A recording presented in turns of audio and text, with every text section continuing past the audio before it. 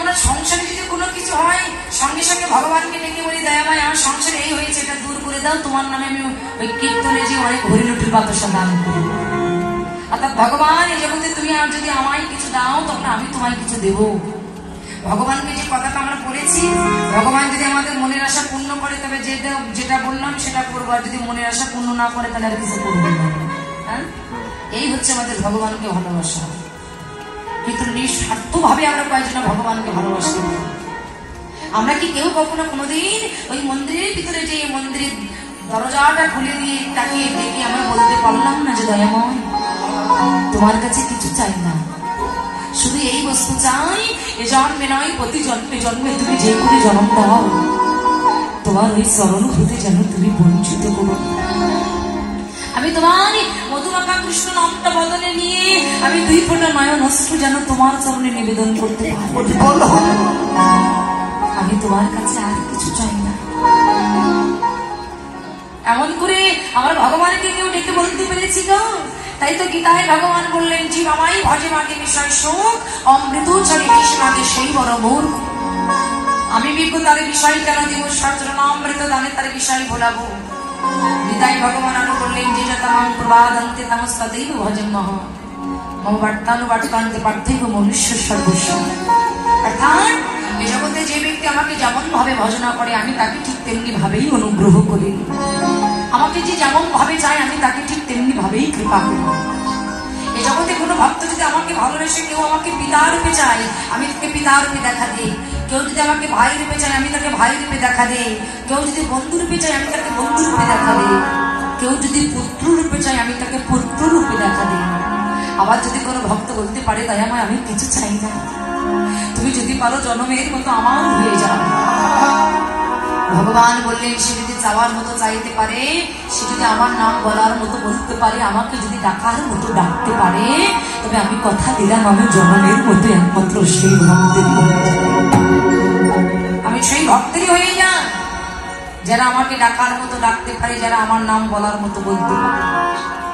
তাই ভগবানকে ডাকতে হবে, তার নাম বলার মতো বলতে হবে, তাকে ভালোবাসার মতো ভগবানকে ভালোবাসতে হবে।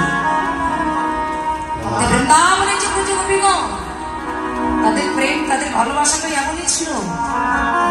কৃষ্ণ কৃষ্ণ ছাড়া তারা কোনো কিছু জানতো না। তারা এটা জানতো যে কৃষ্ণ বিনা সুখ দিতে নাই অন্যজন, থাকিলেও বিদ্যাকুলে কোটি কোটি ধন।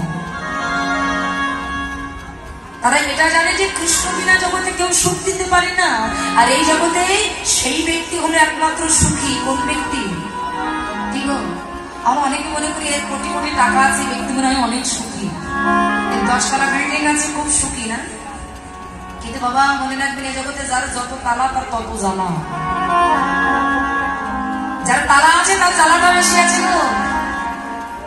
আমরা মনে করছি ওর অনেক টাকা অনেক তালা আছে, ওর কোনো জ্বালা নেই, কিন্তু ওর পাশে বসে আপনি গল্প করবেন, ওর কথা শুনে মনে হবে যে ওর মতো দুঃখী মানুষ এই জগতে আর কেউ নেই।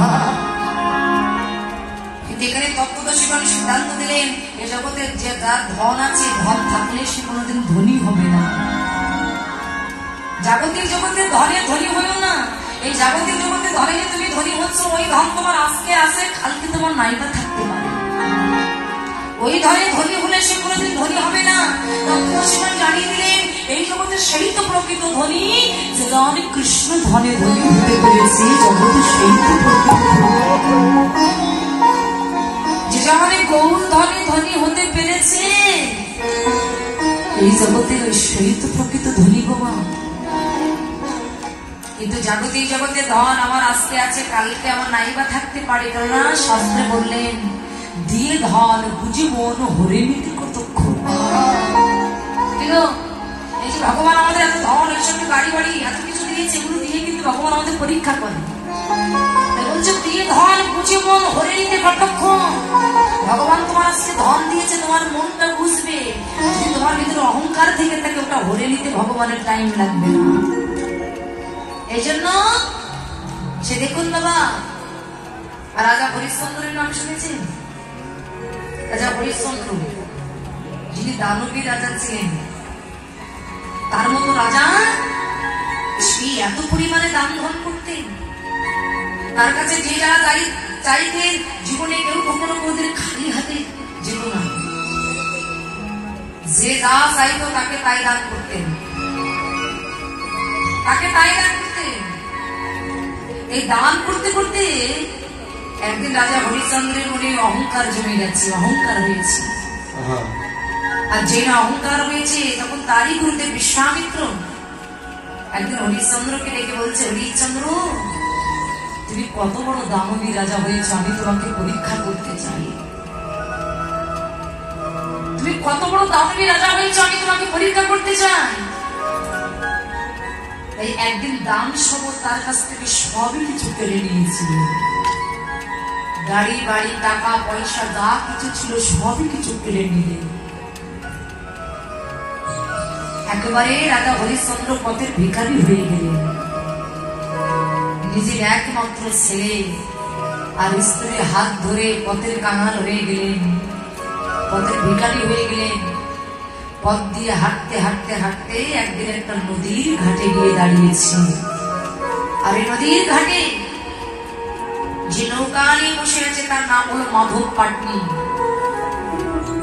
রাজা হরিশ্চন্দ্র মাধবকে ডেকে বলছে, মাধব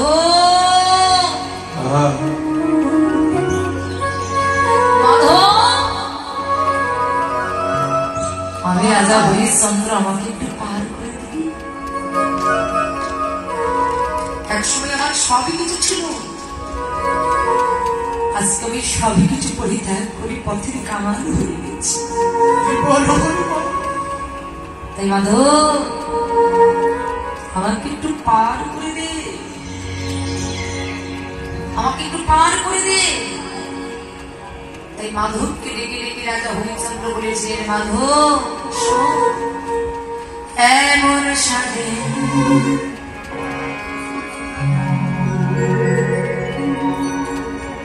মাধব আমাকে একটু পার করে দে, এমন সাধে রাজ্য ছাড়ি